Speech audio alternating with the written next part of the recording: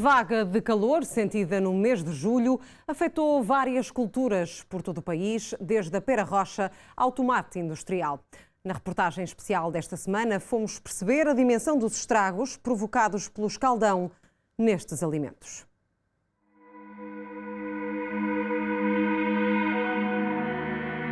A fruta queimou alguma, né? Já fizemos uma monda a tirar esses frutos para o chão, para não estar a prejudicar os que ficam, né? Este até ficou branco. Este faz conta que foi dentro de água a ferver, fica assim. A situação é dramática. É dramática aqui na minha exploração, é.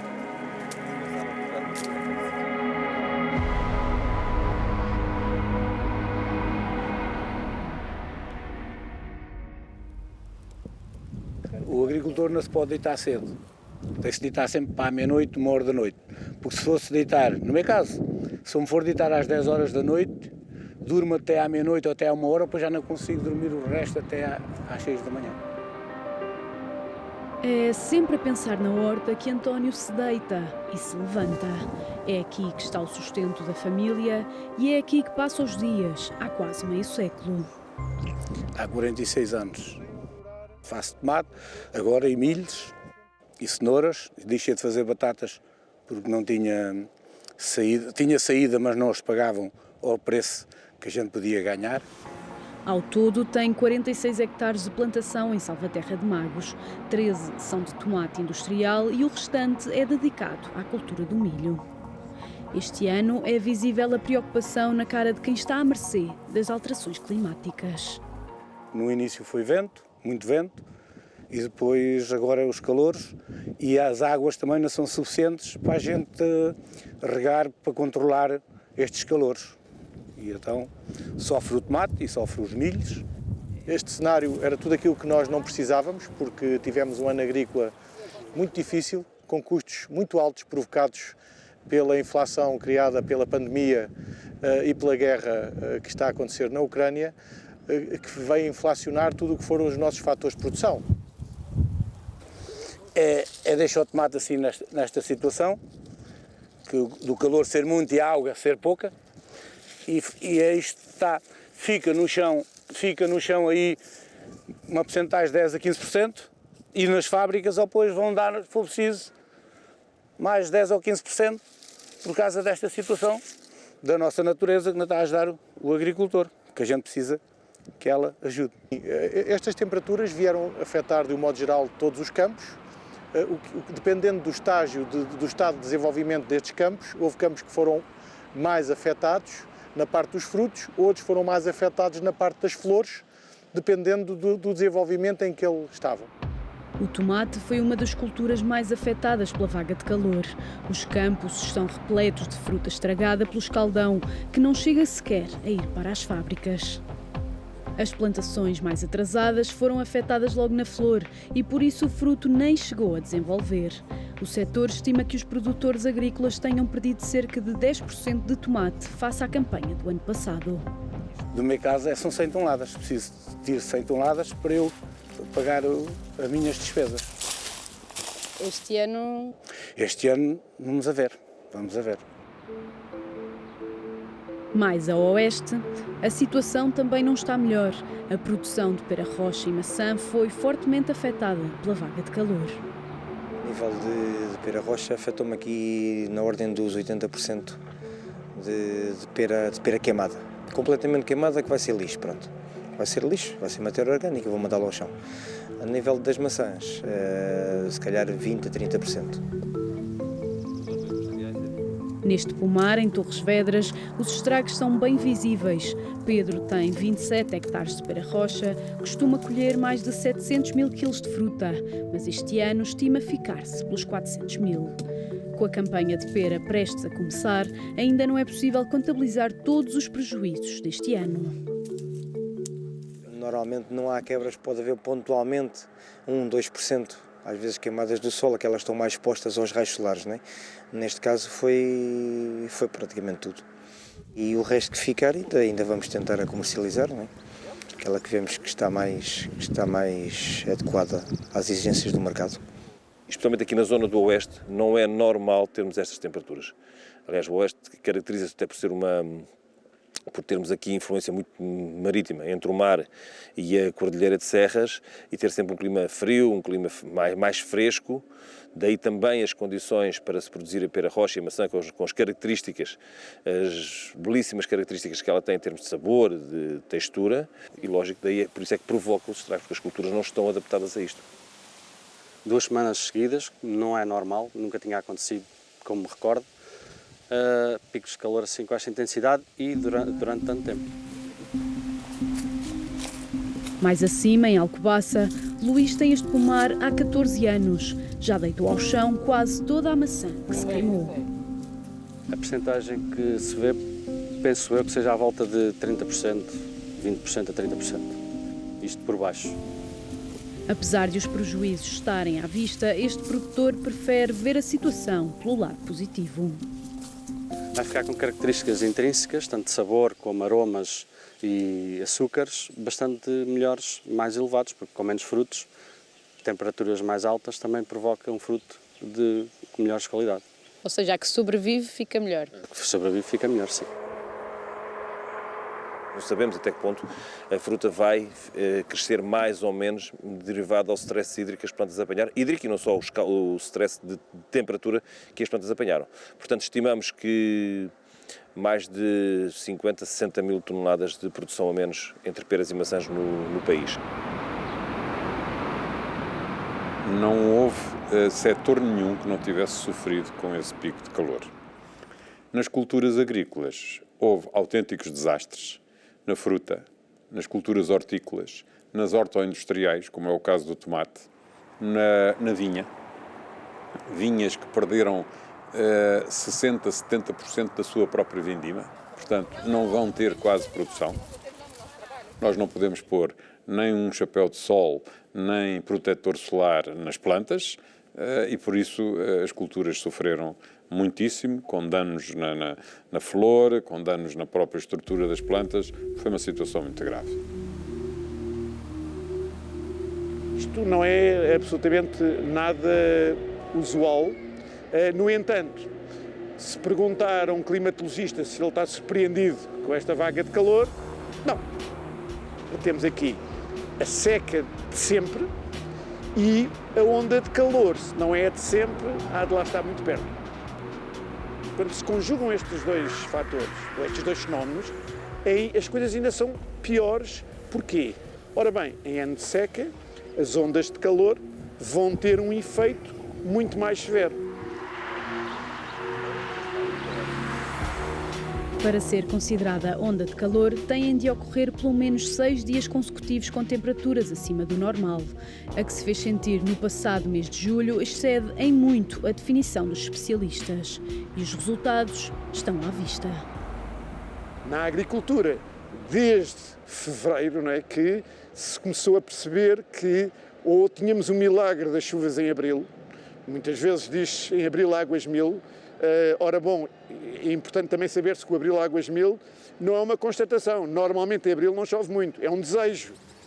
Se houver águas mil em abril, teremos uma boa agricultura. Não tivemos e, portanto, neste momento a situação é dramática. Não é possível fazer esse levantamento neste momento. São muitas centenas de milhões de euros. Não sei se mais de 1 milhar de milhão de euros, muito provavelmente sim, porque as vindimas ainda não começaram e sabemos que há vindimas que vão ficar prejudicadas. As próprias fruteiras têm frutos ainda que foram apanhados pela onda de calor numa fase muito inicial e por isso ainda não se sabe se ficaram ou se não ficaram impedidos de ter uma construção do resto do fruto em condições. Há de haver muitos prejuízos que ainda não estão neste momento identificados. O que vai acontecer é que pode-se perder a rentabilidade e começar a haver produtores que não tenham rentabilidade comecem a ter que abandonar. Nós esperamos que a ciência e a tecnologia nos tragam formas de poder conviver com isto. Eventualmente algumas coberturas, em algumas zonas, redes de cobertura, de sombreamento.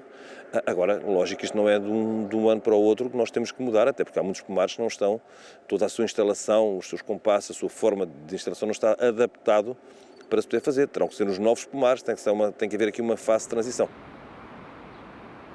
Temos que nos preparar para uma situação que será cada vez mais recorrente, que será uma realidade com que temos que nos confrontar, nomeadamente no quadro das alterações climáticas que vivemos, e para as quais não servem só medidas de curto prazo. Nós temos que, de facto, que implementar um conjunto de medidas de longo prazo, que passam nomeadamente pelo aumento da área de regadio, pelo aumento da eficiência na utilização da água e passam também, na situação que atualmente vivemos, por disponibilizar um conjunto de apoios aos agricultores que lhes permitam fazer face a esta realidade. Uma das medidas de que fala Rui Martinho já entrou em vigor. Trata-se do pagamento único, um apoio dado aos agricultores que normalmente é pago no final de outubro, mas que este ano foi antecipado. Nós antecipamos e pagamos no início do mês de julho cerca de 240 milhões de euros aos agricultores de apoio de antecipação de ajudas que já seriam pagas no final do ano. Isto permite dar aos agricultores alguma folga, digamos assim, alguma disponibilidade de tesouraria. Entre outras medidas, no imediato foi também aplicado um desconto no gasóleo agrícola e a isenção do IVA nos fertilizantes e rações para animais. Apesar de as medidas serem bem-vindas, os produtores ainda acumulam prejuízos causados pela seca e ainda o aumento dos custos de produção por causa da guerra na Ucrânia. E por isso, os agricultores pedem mudanças estruturais. Os seguros de colheitas estarem adaptados às novas realidades a estas intempéries. E há riscos hoje que acontecem, riscos, no caso destes acidentes que acontecem, que não estão cobertos pelo seguro. Isso é que o Estado poderia fazer. O que acontece é que não houve, por parte do Ministério da Agricultura, não houve abertura para introduzir no âmbito da cultura do tomate e das outras hortícolas. O que precisamos é que tenhamos bons instrumentos de gestão de crise, bons seguros de colheitas, porque não faz sentido fenómenos que acontecem esporadicamente não estarem cobertos em termos das coberturas base dos seguros de colheita nos diferentes produtos. E, portanto, é fundamental, e aqui está a prova disso, que no próximo ano já possamos contar com coberturas que não existem hoje, mas que já estão reclamadas há muito tempo. Esse problema está identificado há anos. Nós precisamos de um novo modelo de seguros agrícolas. Não apenas o seguro de colheitas, mas uma abrangência maior para a atividade agrícola. Nós temos agricultores que, por exemplo, com esta vaga de calor, tiveram alguns 80% da produção de fruta perdida. E aquilo que eles se queixam é em relação aos seguros de colheita que não cobrem este tipo de fenómenos da vaga de calor. Em alguns casos isso pode acontecer, mas obviamente que o sistema de seguros podemos sempre fazer algum conjunto de ajustamentos que permitam melhorar a sua cobertura. Nem sempre todos os riscos são passíveis de segurar, muito mais pela dificuldade das próprias seguradoras de quantificarem o risco e de, em função disso, determinarem a tarifa, digamos assim, do custo de seguro correspondente. A Comunidade Económica Europeia tem condições para apoiar os seguros em todos os produtores da Europa, e se lá fora, no restante da Europa, há coberturas que não existem em Portugal, então há que as trazer para Portugal. Se nada se fizer, cada vez que isto acontece, há agricultores que vão à falência, há agricultores que ficam na penúria. Não podemos olhar para o setor agrícola como sendo um setor de segunda. Contas feitas aos prejuízos, no final das campanhas, os agricultores esperam agora conseguir vender a fruta a um preço razoável que lhes permita fazer face a uma crise que já não é de agora. Esperamos que sim, que vá alterar um bocadinho, pelo menos, o preço da nossa fruta a vender, que seja um bocadinho mais elevado, porque temos os custos de produção bastante elevados, já se vinha a refletir antes da guerra, e agora que a guerra, pior ainda, os combustíveis, eletricidade. Temos o problema também da seca, que nos tem prejudicado desde maio, que não chove e que temos de estar a regar mais vezes, mais tempo. E como vamos ter menos quilos, era normal e coerente que houvesse um aumento de preço na venda. Sim. Infelizmente, quando se verificam condições propícias a fazer aumentar os custos no supermercado, não se refletem da mesma maneira na aquisição dos produtos na origem. Fruto da fruta estragada ou das culturas estarem a estragar-se, eles querem vender rapidamente aquilo que não se estragou, que é pouco. E ao quererem vender rapidamente, são sujeitos a uma pressão do mercado que faz baixar o preço na produção. E, portanto, os produtos acabam por ser menos, o que faz subir o preço no supermercado. mas são vendidos à pressa, o que faz baixar o preço ao produtor. No próximo ano há que começar tudo de novo. A esperança dos agricultores é a de que o ano agrícola seja melhor e que a natureza também ajude. Mas os especialistas são unânimes no que toca à previsão para os próximos anos. Seja nos cenários socioeconómicos mais gravosos, seja nos menos gravosos, os resultados é que secas serão muito mais frequentes, ondas de calor muito mais frequentes, sobretudo nos climas mediterrâneos, que são os chamados hotspots, é um termo técnico para dizer as regiões do globo que são mais sensíveis às alterações climáticas. As previsões não são animadoras e será preciso repensar a forma como se faz agricultura em Portugal, de forma a que nos adaptemos à nova realidade do clima. Será necessária uma revolução no tipo de culturas e na forma como ela se faz, por forma a que se gaste o mínimo de água, quer em termos de rega, quer em termos das próprias culturas. É claro para todos que a atividade agrícola sem água é algo que será cada vez mais difícil de fazer e, portanto, é absolutamente essencial começarmos a preparar para essa realidade, assegurando disponibilidade de água, aumentando a área de regadio, mas, sobretudo, também, e tão importante como disponibilidade de água, é usar melhor a água. Nós temos que ser capazes de utilizar de forma muito mais eficiente a água e diversificar as fontes de água que utilizamos para a atividade agrícola. Já há culturas a chegarem a Portugal que há pouco tempo eram consideradas impossíveis de serem cultivadas em Portugal. O abacate e a manga são duas culturas que já se praticam. Vai haver uma evolução, vai haver algumas transferências, vão surgir culturas novas e vão desaparecer eventualmente algumas culturas. E por isso o país tem que se preparar para ser capaz de manter a agricultura em todas as regiões. E isso implica olhar também para o problema da água, porque não basta pensar que vamos transformar o país numa paisagem com outras culturas, porque se não tivermos água, a única alternativa é a desertificação. Uma mudança que tem de partir de todos e de cada um para que a agricultura continue a ser possível em Portugal da forma como a conhecemos. Se não formos nós a cuidar do clima, será o clima a cuidar de nós. E o clima, quando cuidar de nós, não vai ser em termos dos nossos interesses, mas em termos do equilíbrio que o sistema climático tenta sempre alcançar quando alteramos o seu forçamento em termos de energia.